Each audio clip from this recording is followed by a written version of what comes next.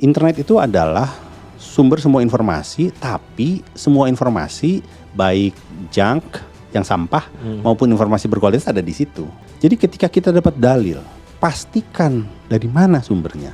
Nah, pastikan itu ayat muhkamat atau mutasyabihat. Agama itu sesuatu yang sakral. Ya. Ya. Kita harus membedakan yang sakral dengan yang profan. Ya. Ya. Yang bersifat adikodrati dan yang bersifat manusia dan kemanusiaan. Ya. Ya. Bahkan sampai hal yang sangat mungkin dan sangat bisa dibuktikan secara empirik dan ilmiah, itu dipercaya oleh mereka. Misalnya soal bumi datar.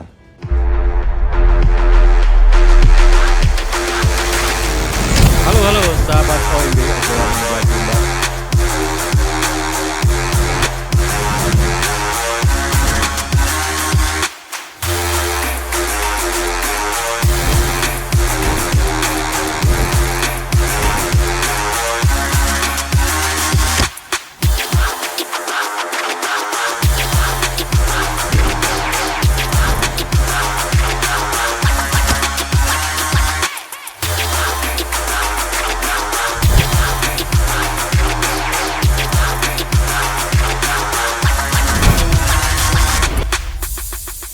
Halo sahabat OMB, obrolan meja bundar.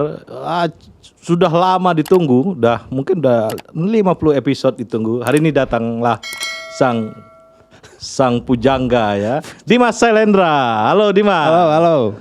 Ya, seorang warga negara senior lah ya, yang sangat dihormati sama teman-teman yang doang sih.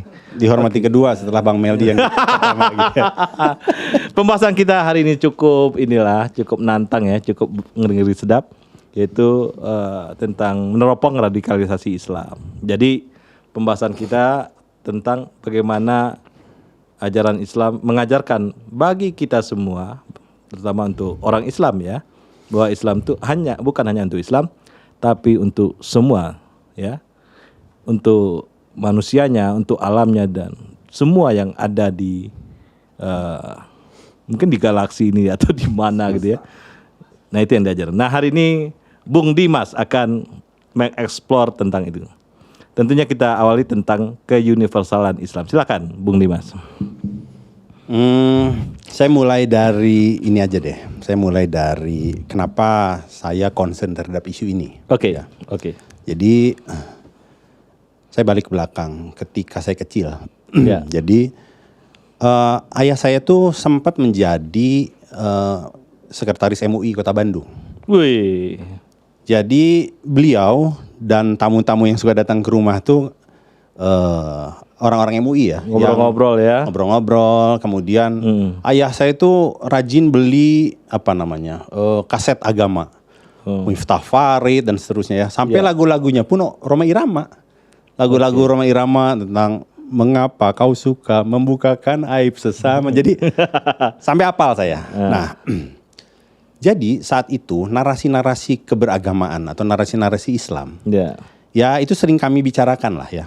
Ada banyak isu lah tentang keislaman dan tentang keberagamaan saat itu. Nah, itu waktu kecil. Jadi guru ngaji didatangkan ke rumah dan seterusnya lah. Saya tidak mengklaim bahwa saya memahami dan mengerti keseluruhan tentang isu Islam. Ya tentu tapi tidak. Narasi-narasi keislaman saat itu kisarannya di situ-situ ya, di area itu. Nah, saya mulai agak gelisah ketika kuliah. Ini langsung lompat ke masa kuliah, kepanjangan lah untuk nerusin. Jadi dari mulai di kampus itu sudah terasa ada terutama sejak, kalau mungkin politik disebutnya realiansi Soeharto. Jadi konon katanya Soeharto tuh melakukan realiansi dari Cina militer Kristen ke pribumi sipil Islam. Ada beberapa simbol-simbol yang menggambarkan realiansi itu. Apa Soeharto berubah haluan. Misalnya dengan dibangunnya ICMI. Bergeser lah ya. Soeharto bergeser. Nah, nuansa-nuansa keislaman itu sudah mulai terasa bahkan di kampus waktu itu. Nah, tapi saya pikir itu sebuah pilihan saja. Itu soal pilihan pandangan. Nah, yang membuat saya akhirnya makin gundah adalah ketika terjadi reformasi. Terus muncul Pam Swakarsa. Nah ini nih. Pam Swakarsa itu gambaran betapa narasi-narasi Islaman mulai dimajukan dengan wajah yang lebih keras gitu ya. Ya. Kemudian muncul FPI dan seterusnya. Kemudian di situ mulai muncul tokoh-tokoh narasi-narasi keislaman yang ketika ini mulai dari misalnya isu-isu yang muncul di publik, isu-isu yang muncul di lingkungan keluarga, itu udah mulai itu narasi-narasi yang kok situ gitu. Nah, sampai mungkin ini puncaknya boleh saya bilang kalau puncaknya yang menjadi keinginan saya itu 2017. Ketika itu kan puncak dari ya ketika ada di 212 ada Ahok, itu polarisasi yang luar biasa. Nah, itu tuh kegundahan saya itu udah bukan di situ, tapi itulah puncak dari gambaran betapa terjadi perpecahan watak Islam yang begitu ya. Iya. Nah, saya sebelum 2017 dengan ayahanda itu sudah mulai sering diskusi ya. Kok gini ya gitu. Bla bla bla bla bla bla lah.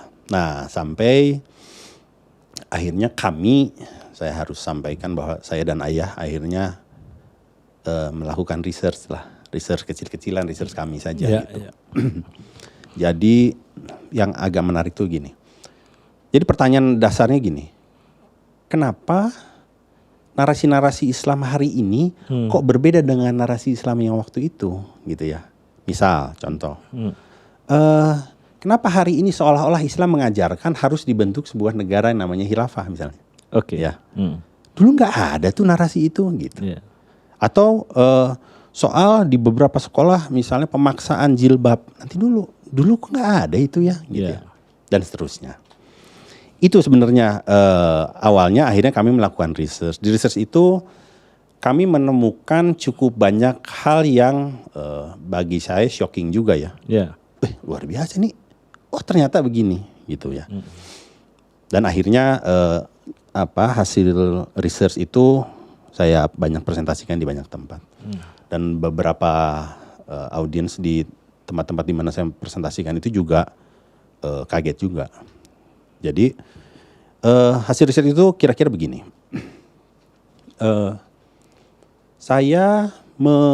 Kami mengumpulkan jumlah teror atau kekerasan di seluruh dunia dari tahun 1970 sampai 2018. Ya, panjang. Jumlah teror di seluruh dunia. Nah, apa yang kami temukan?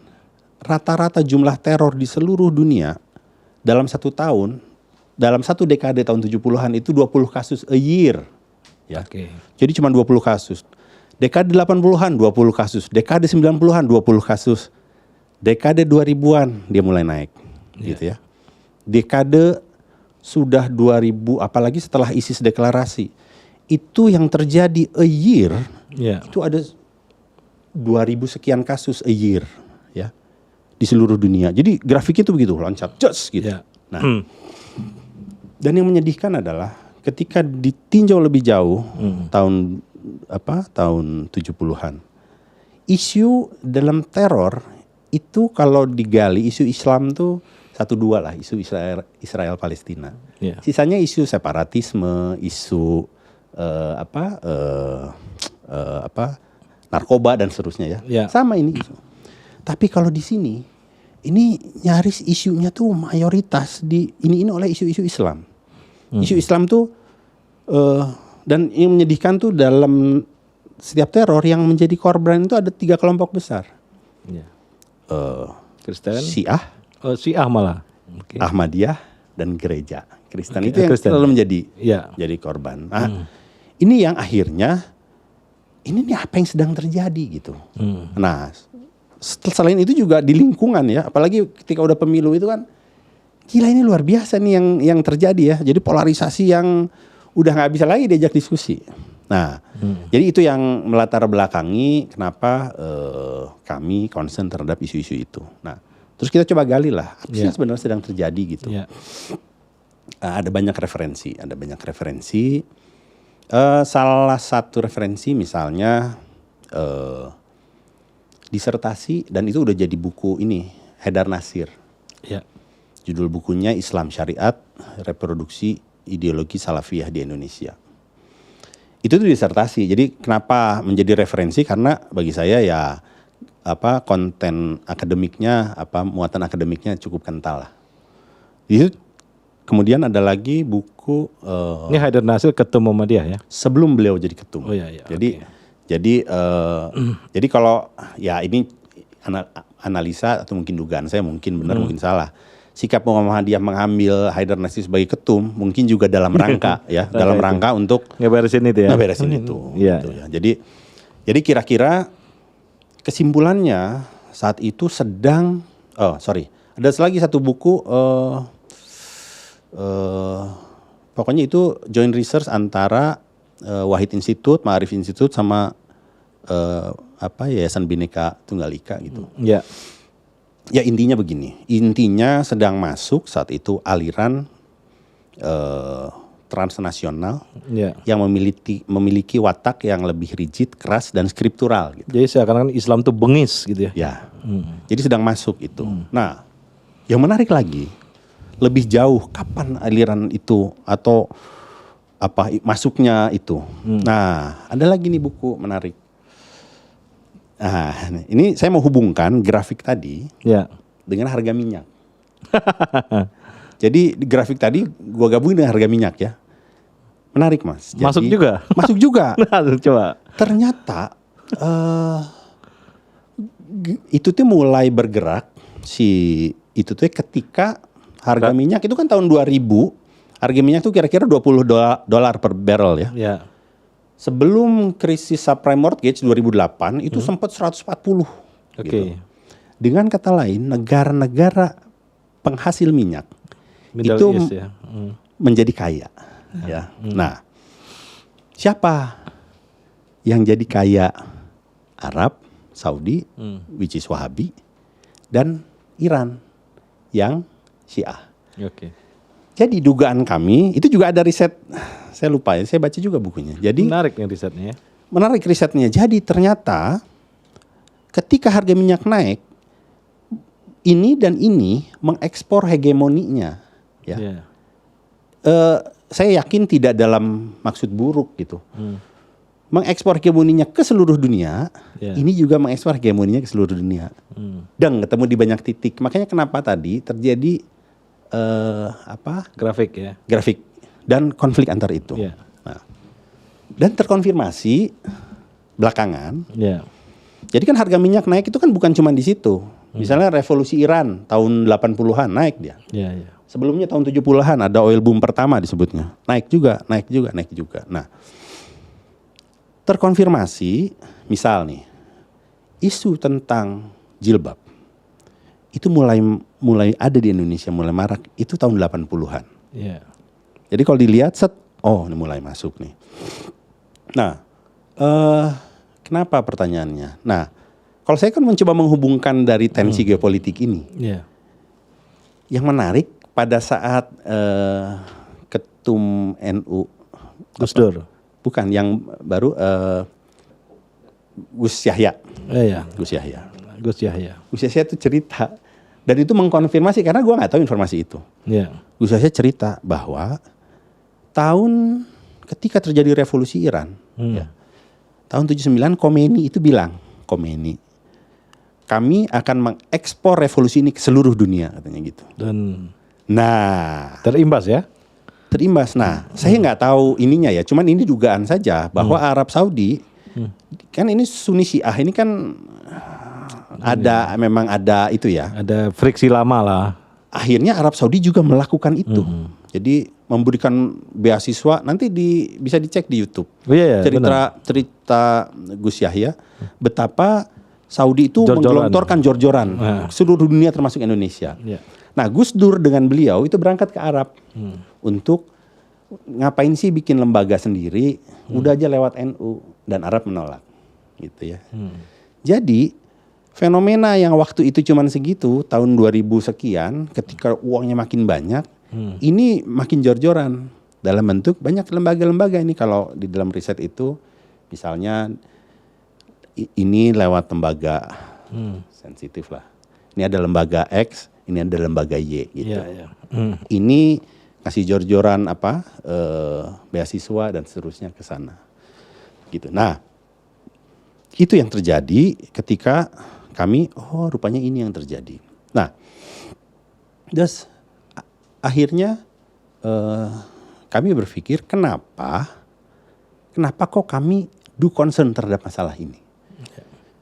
Yang pertama adalah ketika ini dinarasikan sebagai agama, ini ternarasi sebagai seolah-olah kata Tuhan. Nah, ketika kata Tuhan, jadi seolah-olah benar aja. Padahal, hasil riset kami juga mencoba menggali. Kan gini, kalau di filsafat ilmu itu ada yang istilahnya epistemologis. Dari mana? Asal usul sesuatu itu dari mana? Ketika ada dalil, dari mana ini? Kata siapa ini gitu. Nah, orang kita itu cenderung ketika disebutkan dalil kata agama, ditelan aja gitu ya. Jadi critical thinking nggak jalan ya? Nggak jalan. Oke. Dan ketika kami cek beberapa narasi-narasi keagamaan, hoax. Ketika ditrace dari mana? Tuhan nggak pernah ngomongin itu. Tahu-tahu ini. Apa misalnya? Soal khilafah. Apalagi misalnya soal Perda syariah dan seterusnya. Banyak sekali narasi-narasi yang bukan kata Tuhan. Tapi tafsir misalnya. Tafsir ini bicara bukan soal kebenaran mutlak gitu.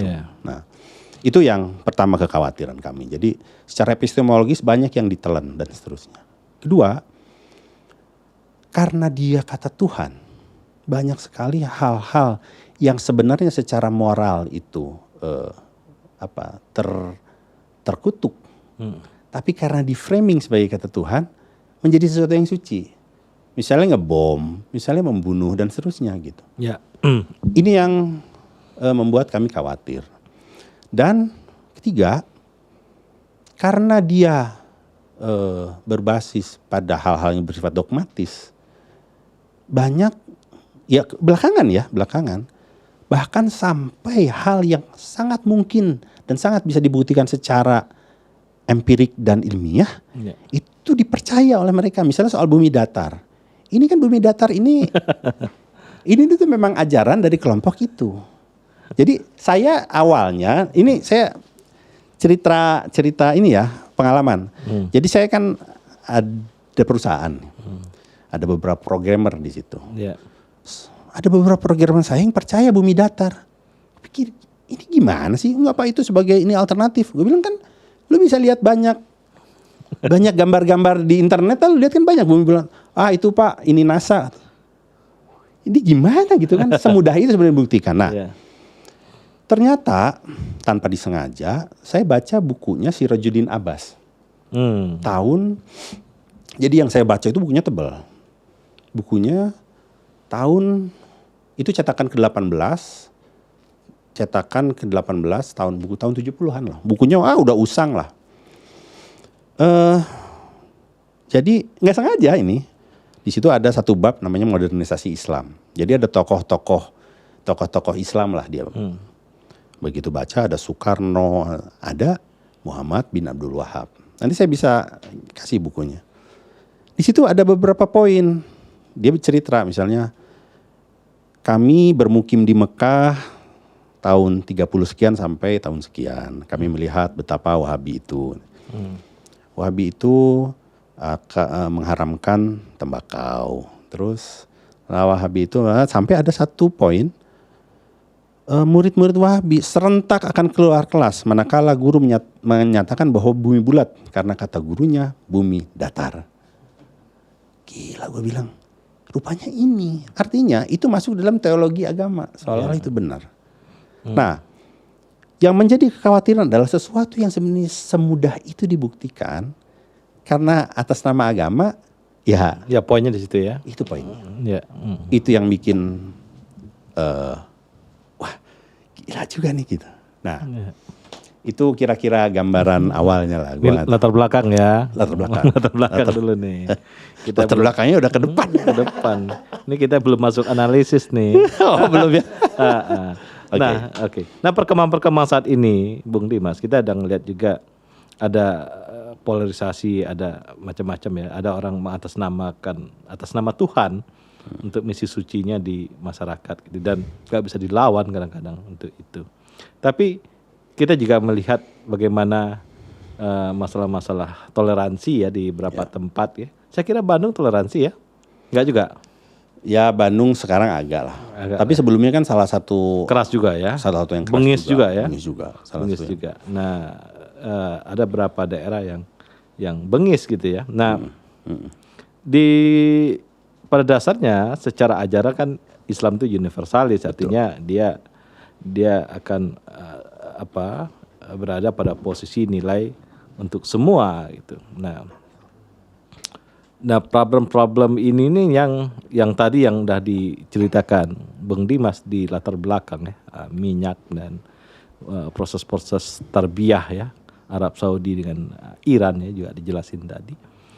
Dan ada satu hal yang sebenarnya masalah ini akan bisa diselesaikan. Salah satu sifat dari masyarakat Indonesia, masyarakat Nusantara ya, dia terbuka pikirannya untuk pengaruh apapun. Dia solving juga, misalnya ada kekerasan gitu-gitu, tiba-tiba penyelesaiannya juga ya bisa juga diselesaikan gitu loh. Kita pernah terpengaruh Hindu, Buddha segala macam dan semudah itu ngeflip gitu. Tidak sekeras Middle East kita nih, enggak. Betul. Jadi ada karakter kita yang saya kira ini beda nih gitu. Walaupun fenomena-fenomena ada ya. Nah, gimana nih Bung Dimas melihat hal ini? Memang masyarakat kita ini masyarakat yang berbeda karakternya dengan masyarakat Middle East. Jadi itu kelihatan juga di nama tuh. Kalau waktu zaman Hindu nama-namanya bau-bau Hindu, ada Sinta, ada Rama. Masuk Belanda ada yang namanya Herman, ada yang namanya gitu kan. Sekarang ini generasi sekarang ini kalau kita lihat namanya anak Islam. kita namanya bukan Islam, tepatnya Arab. Arab ya. Nama-namanya Arab, banyak Arab gitu. Ini bagus analisis lu. Jadi simbolik ya. Jadi memang saya tidak mengatakan itu buruk, tapi itu kalau dilihat dari kacamata positif, artinya masyarakat kita terbuka terhadap hal-hal baru ya. Cuman ada problem begini, kalau bukunya, dulu ada buku judulnya The World is Flat, Thomas Friedman. Itu buku yang menurut saya bagus lah. Jadi intinya begini, buku itu menceritakan bahwa sejak adanya internet, jarak pengetahuan antar negara berkembang dengan negara maju itu menjadi sama. Kalau dulu negara berkembang sama negara maju itu lebih punya akses ke informasi itu negara maju. Nah, sejak ada internet menjadi sama. Nah, tapi ada problem. Jadi internet itu adalah sumber semua informasi, tapi semua informasi baik junk yang sampah maupun informasi berkualitas ada di situ. Gitu.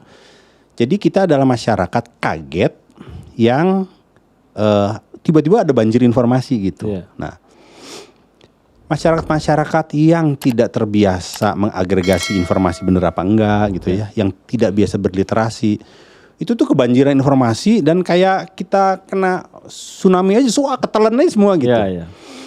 Bahkan informasi junk juga banyak ketelan ya. Itu satu yang terjadi.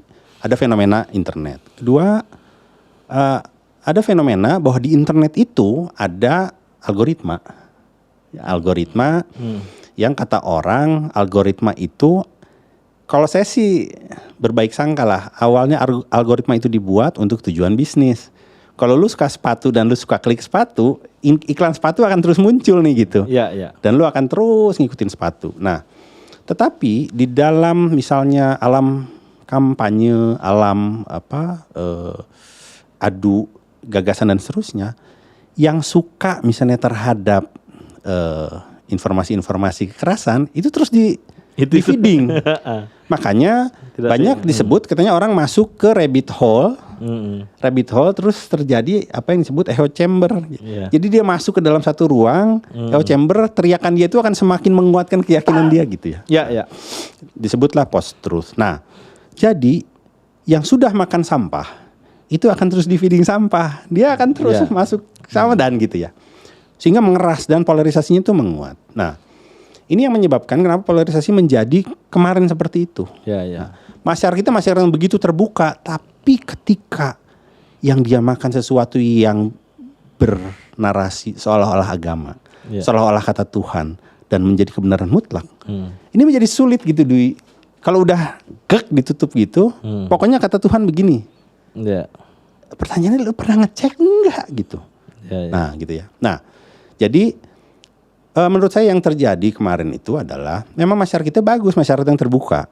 Tapi dengan adanya fenomena internet itu sempat ke itu, dan ternyata bukan hanya fenomena di Indonesia ini ternyata. Algoritmanya fenomena dunia. Termasuk juga di Amerika kan. Amerika juga sampai kelas Trump bisa menang itu. Bolsonaro menang itu ekstrem kanan pada menang loh itu. Di Eropa itu ekstrem kanan menang. Prancis ekstrem kanan menang. Jadi ini rupanya yang narasi-narasi yang berbasis emosi ini laku banget. Itulah itu kira-kira kalau ini gue sih. Nah, kalau kita lebih dalami Bung Dimas, sebenarnya di Indonesia juga defisit nih. Pemikir-pemikir seperti Gus Dur ya, Nurholis Majid, kan Guntur Wijoyo, Buya Ma'arif dan segala macam nih. Di kesini udah nggak ada nih. Nah, ini kita butuh lagi defisit, nih. Defisit. Nah, betul. Untuk penyeimbang ya. Makanya gini, dalam kalau saya papar itu saya selalu menawarkan begini. Balik tadi ke epistemologis ya. Epistemologis. Kita tuh mesti tahu apa sumber informasi kalau itu soal agama. Kenapa saya stressing agama? Karena kalau udah agama, ini keyakinan larinya, keyakinan emosi gitu ya. Jadi ketika kita dapat dalil, pastikan dari mana sumbernya ya. Dapat gitu ya. Misalnya ulama A bilang, ulama B yang bilang, atau hadiskah atau Qurankah gitu ya. Nah, ini kan derajat kemutlakannya berbeda, ya. Derajat kemutlakan berbeda. Sebutlah ini dari Quran. Di Al-Quran pun ada yang disebut ayat-ayat yang muqommat, yang ayat-ayat yang jelas, pasti gitu. Ada ayat-ayat yang mutasyabihat, ayat-ayat yang mengandung beberapa pengertian. Nah, pastikan itu ayat muqommat atau mutasyabihat. Kenapa mutasyabihat? Karena mutasyabihat ini pasti mengandung dua atau lebih persepsi gitu, atau pandangan, tafsir. Nah, ada hermeneutik di situ. Ya, ada hermeneutik. Tapi bagaimana sikap kita terhadap yang mutasyabihat? Kalau di Ali Imran 7, jadi ngomongin ayat. Tapi gini lah. Lanjut ya.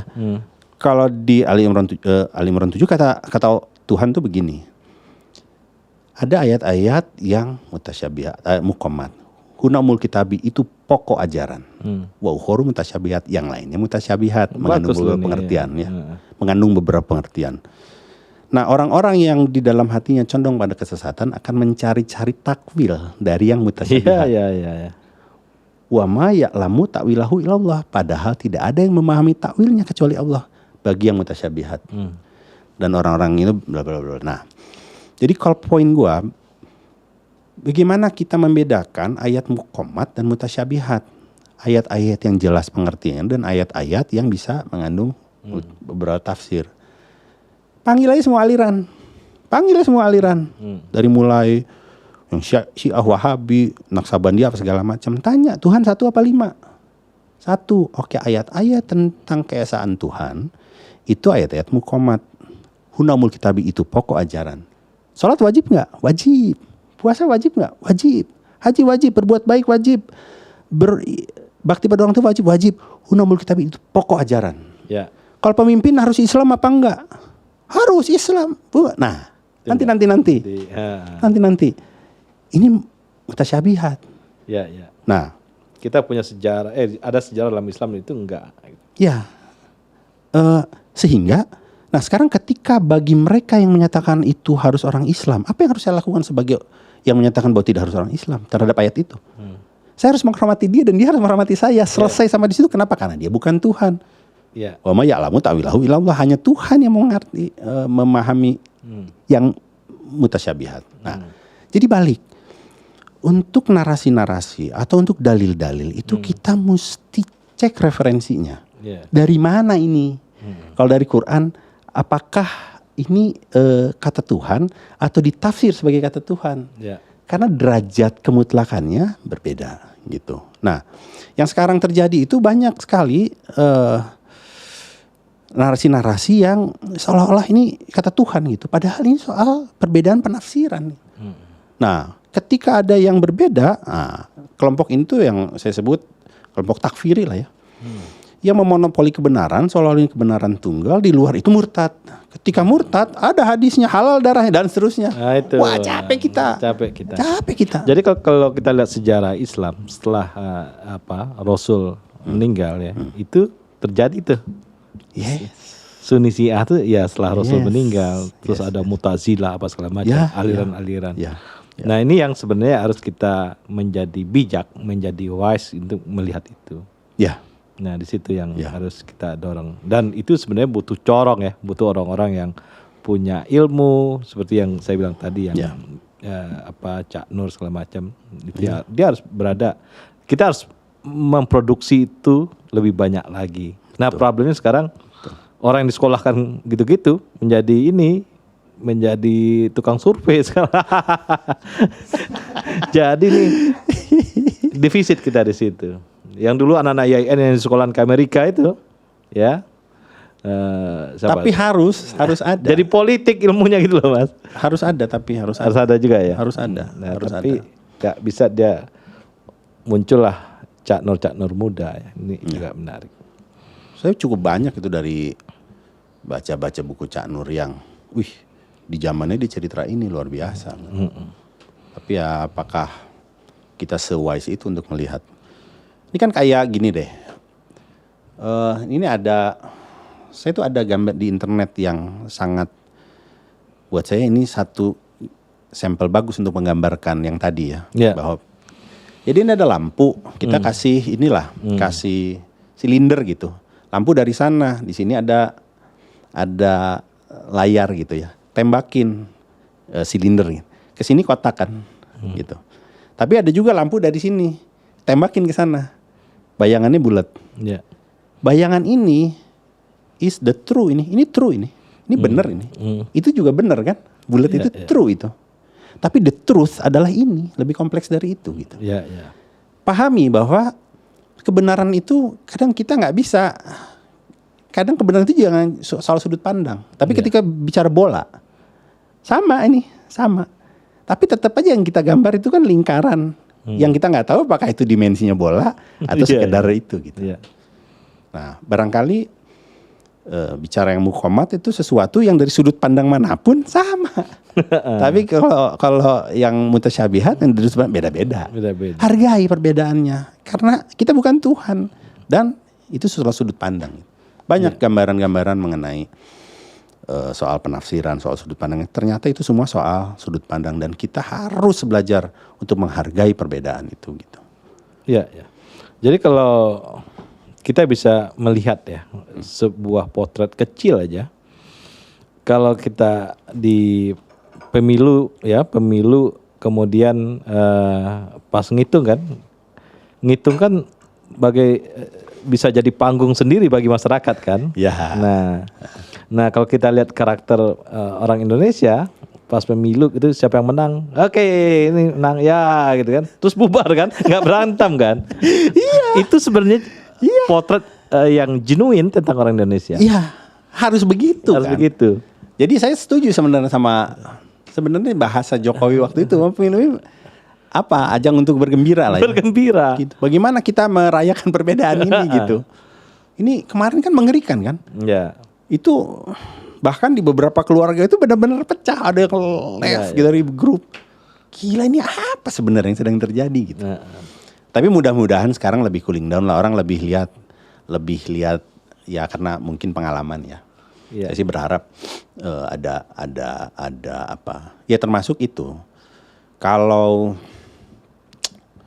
kan gini, kalau kata tipping point tuh untuk sesuatu itu menyebar harus ada maven, Harus ada konektor, harus ada salesperson gitu. Ya. Harus ada orang yang punya konsepnya kayak Bang Meldi.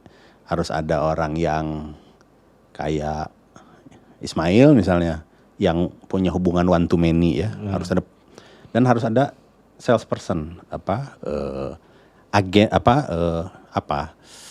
influencer lah. Ya. Nah, mungkin memang mesti diperbanyak Ya. influencer atau ustadz-ustadz yang menawarkan Amplifiernya. amplifier yang menawarkan pikiran-pikiran alternatif dari ini yang ada. Dan sekarang saya lihat sih kelihatan udah mulai banyak lah ya. Udah mulai banyak. Semoga lah. Dulu kan zamannya Pak Munawir Sazali, anak-anak YIN yang cerdas, yang kelihatan bakatnya, itu di sekolahin ke Amerika semua loh. Untuk Pantes melihat ini nggak terjadi gitu. Makanya muncul Safi Ma'arif, Nurkolis Majid gitu ya. Iya. Dan generasi Kunto Wijoyo segala macam, Amin Abdullah segala macam. Sehingga dia muncul sebagai orang yang universalis itu. Karena kalau nggak begitu ya, makanya saya bilang saat ini banyak juga sih anak-anak IAIN yang situ. Tapi akhirnya sekolah politik kan. Bagusnya juga sekolah Islam misalnya dari pandangan Barat atau apa yang bisa mendorong untuk itu lagi. Gitu. Itu yang menarik tuh untuk itu. Tapi saya selalu melihat masyarakat kita ada transiannya stabil lagi dia tuh, stabil dan berubah lagi gitu ya. Nah, dan kalau kita potret kelompok milenial, generasi ini, kayaknya enggak tuh. Nah, ini nih yang saya mau cerita nih, agak lucu nih. Saya mesti cerita gini. Ketika saya masuk masa remaja lah, saya tidak masuk dalam kategori atau kelompok anak baik lah. Oke. Ya, gitu. Kelihatan. Jadi sebutlah Badung begitu ya. Oke. Ayah saya ya itu tadi, wah dia dengan kebaikannya, dengan idealisme, dengan keislamannya, nggak peduli gua, gitu ya. Walaupun narasi-narasi tentang keislaman tadi saya memang dengar dari beliau gitu ya. Begitu juga teman-teman seangkatan kami, ya. Kan ada geng motor tuh, geng motor anu. Percaya apa enggak? Memang pada saat di umur segitu memang nggak peduli, jangan-jangan. Nggak peduli. Oh ya. Tahukah bahwa ketika fenomena kekerasan itu terjadi, ada di mana mereka? Mereka ada di kelompok yang justru mengibarkan kekerasan itu. Teman-teman saya yang geng motor itu banyak sekali yang masuk situ. Yang menjadi begitu. Gue bilang, lo kok bisa begitu ya? Yang hijrah ya? Ya kira-kira gitu. Nah, oke, ini analisis bagus. Oke. Nah, jadi jangan-jangan generasi itu nggak peduli karena memang lagi masanya nggak peduli gitu. Tapi ketika masuk ke masa peduli, harus ada pintu yang benar atau banyak pintu dikasih untuk, kan gini. Kalau saya baca bukunya Safi Ma'arif, biografinya, kesimpulannya kira-kira gini. Beliau tuh pernah masuk ke situ gitu, masuk ke sana, sampai aku katanya melihat kawanku Nurkolis Majid nih, kok aku nggak suka banget gitu ya, gitu ya. Sampai akhirnya pulang kira-kira gitu. Nah, kesimpulan saya, siapapun yang mencari, dia akan menemukan jalannya. Saya khawatir yang misalnya minim literasi atau yang nggak suka baca itu nggak nyari, dipikirnya dia sudah berlabuh pada kebenaran yang bahaya di situ. Bahaya di situ. Dia mesti lihat dari banyak sumber. Gajah, ada orang buta ngelihat dari depan kayaknya kayak ular, belakang, dari tengah, ini beda kan? Semua orang buta akan kalau ditempatin di sudut akan mendeskripsikan gajah berbeda gitu. Nah, jadi saya pengen bangsa ini misalnya untuk soal yang bersifat agama ya yang banyak lah literasinya. Dari sudut yang diametral bila perlu gitu untuk tahu ternyata ternyata ini soal sudut pandang itu banyak sekali ini soal sudut pandang gitu. Kalau kita ngelihat secara politik ya, angka-angka misalnya kenapa ya anggaplah partai gitu ya, partai yang berada di posisi itu, di ceruk itu, kan sebenarnya angkanya nggak naik-naik juga, angkanya sih segitu juga. Terus dia mencoba menjadi tengah kan partainya ya, berubah gitu ceruknya, karena jadi udah ngelihat, nggak hidup di sini. Tapi lain Mel nanti, itu juga gue mau cerita nih ya. Jadi gue analisa juga nih. berdasarkan data 2014-2019 ya. Dari 2 pemilu, kemudian dari pemilu 2009-2004, data-datanya ya. Ya. Yang menarik begini, memang secara nasional memang ceruknya ya segitu-gitu aja. Tapi Jawa Barat lain. Jawa Barat Gitu. naik. Jawa Barat lain ya. Gue belum ngecek di daerah lain ya, Sumatera Barat misalnya, gue belum ngecek ya. Tapi Jawa Barat itu bisa gue simpulkan ya dari, jadi gini, ada 4 kuadran. Gue membagi misalnya ini partai nasionalis, ini partai Islamis gitu. Yang ke bawah tradisional gitu, yang ke atas kalau nasionalisnya dia lebih konservatif gitu. Yang ke atas lebih liberal dan lebih di titik misalnya nasionalis yang lebih konservatif misalnya PDIP gitu ya. Yang lebih liberal misalnya PSI gitu ya. Kalau di sini antara yang NU dan yang basis Muhammadiyah ya, atau Salafiyah gitu ya, ke atas. Lucu nih Jawa Barat nih, ketika disandingkan berdasarkan misalnya 2014-2019, Jawa Barat itu bisa dikatakan mengislam. Jadi partai-partai Islamnya loncat. Naik dia ya. Naik, kecuali P3 ya. Naik asli. Tapi Gerindra, itu PKS mah naik banget. PKS naik banget. ini Gerindra juga naik. Gerindra juga naik, tapi Gerindra Jawa Barat kan ya jadi oh Jawa Barat beda. beda. Gerindra Jawa Barat itu beda. Jadi nasionalis termasuk Gerindra dan PDI udah dimasukin dalam ceruk ini ya. Tetap diturun dan Islamnya naik. Oh gitu ya. Gitu. Tapi naiknya nggak banyak lah ya. Nggak banyak secara total, cuman kalau dilihat Angka ya.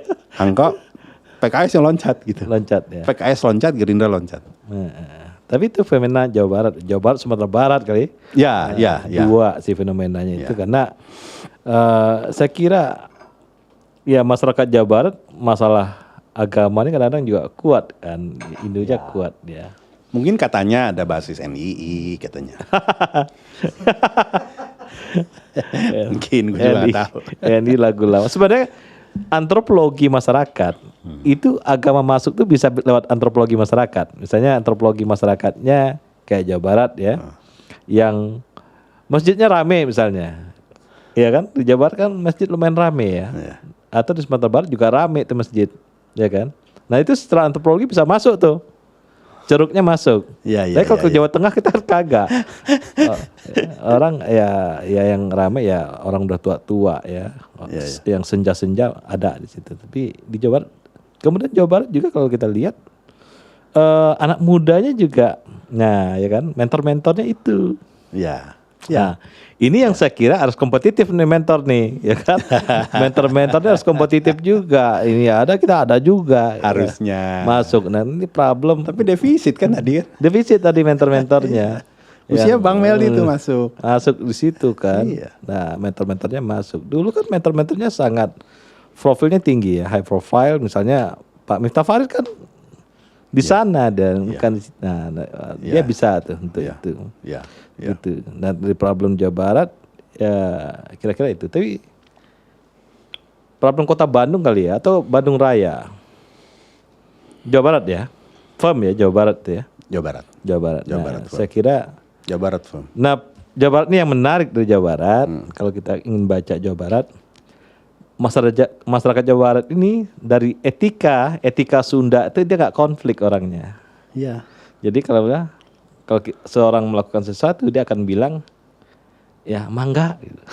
Dia nggak konflik. Ini bagus sebenarnya. Di Jawa juga kalau etika Jawa kita lihat orang sebenarnya daripada konflik orang menghindar konflik. Nah ini bagus sebenarnya. Nah walaupun agamanya mengeras dia tidak konflik ya oke lah. Jadi ini yang menarik. Orang Jawa Barat itu kan orang yang bisa dikatakan lembut. Tapi ketika bicara agama begitu keras dia gitu loh. Jadi di balik kelembutan itu ada kekerasan gitu di dalam karakter keagamaan. Tapi ya maksud saya keras atau fanatisme di dalam agama oke-oke saja. Tapi ya jangan klaim sebagai kebenaran tunggal itu loh. Iya itu kita poin sepakat itu poin. Kayak gini misalnya ya. Ini kalau bicara sejarah, bicara khilafah, kan kalau di-trace ke belakang, siapa sih yang memunculkan isu ini? Kalau ditarik misalnya Ikhwanul Muslimin, di-trace Ikhwanul Muslimin itu siapa? Ikhwanul Muslimin itu start itu dari Hasan al-Banna di Mesir. Hasan al-Banna. Ya. Dan Hasan al-Banna tuh sebenarnya kalau dari bacaan saya melihat ini kan Barat masuk mendominir. Ya. Ada konteksnya dari Ada situ. konteks. Ya. Mendominir. Kalau dia bicara soal Mesir melawan penjajah, nggak kuat. Ya pakai itu. Dia bawa Islam gitu soalnya supaya narikan gitu ya. Iya. Nah, kemudian idenya ditangkap sama tahun 53 sama Hizbut Tahrir. Gara-gara kecewa tahun 48 koalisi Arab kalah. Ya. Dibawa lagi isu itu. Ya. Nah, sebenarnya ini ada konteks. Ada konteks. Tapi bagaimana mungkinnya di freeze, dibawa ke hari ini, konteksnya lepas tiba-tiba Islam harus begini. Nah, itu harus dijelaskan. Makanya intelektual harus menjelaskan itu. Itu harus ya. dijelaskan ya. Sama dengan zamannya Lenin. Lenin tuh hanya dua yang bisa ngalahin kapitalisme atau Barat. Satu adalah komunis itu sendiri, yang kedua Islam. Nah, dipakai itu sama dia. Apakah komunisme sama Islam bisa gabung? Kagak Nggak bisa juga.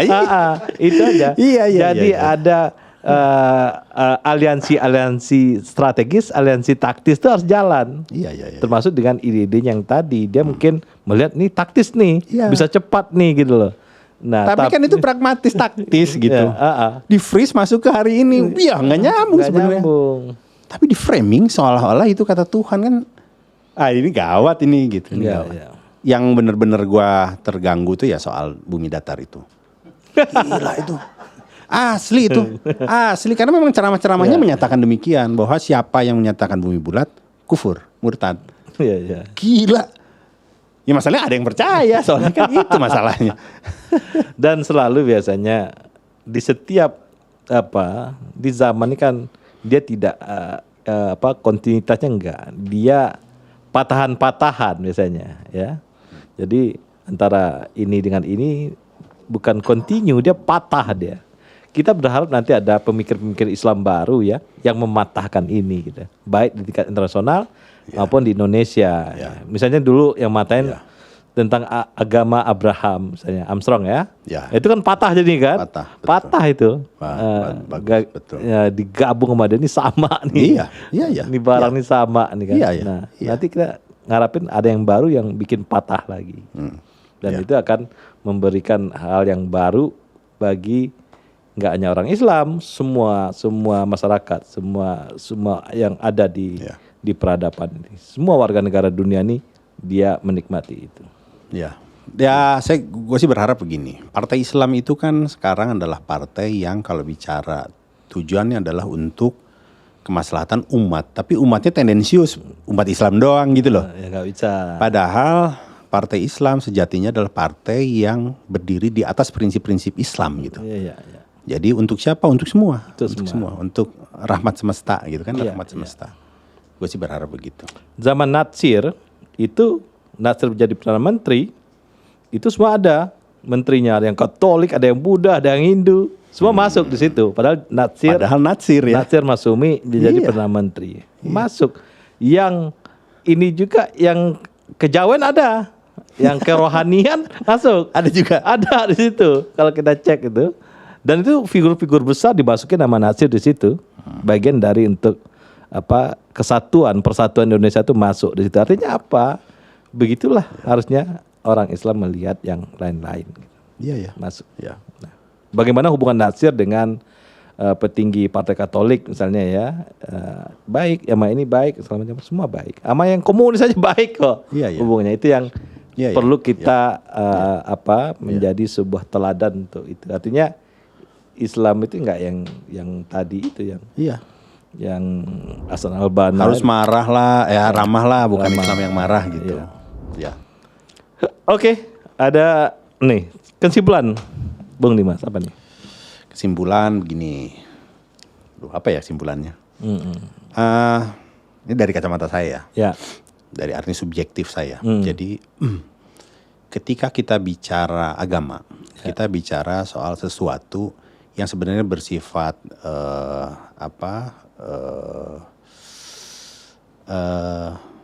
bersifat agung, bersifat suci gitu ya. Dan itu lari ke keyakinan kan. Agama itu sesuatu yang sakral. Ya. kita harus membedakan yang sakral dengan yang profan. Iya. Ya, yang bersifat adikodrati dan yang bersifat manusia dan kemanusiaan. Iya. Gitu ya. Semua referensi mengenai keagamaan it's better untuk dicek ulang. Iya. Dari mana gitu. Nah, kenapa? Karena segala dalil, segala argumen tentang keberagamaan, even yang bersifat bersumber dari Quran sekalipun, ada yang bersifat multitafsir. Iya. Hargai saja perbedaan itu, dan kita harus belajar menghargai perbedaan itu dengan pandangan, dengan keyakinan bahwa kebenaran itu sesuatu yang lebih besar daripada yang bisa kita pahami. Iya. Jadi itu soal sudut pandang. Yakinlah itu sebuah sudut pandang, dan jangan pernah mengklaim bahwa sudut pandang kita yang paling benar. Iya. Karena ya kita akan banyak musuh kalau begitu. Jadi poin saya sih itulah. Oke. Gitu, soal supaya tidak terjadi radikalisasi. Ya. Sahabat OMB, inilah Dimas Sailendra. Terima kasih.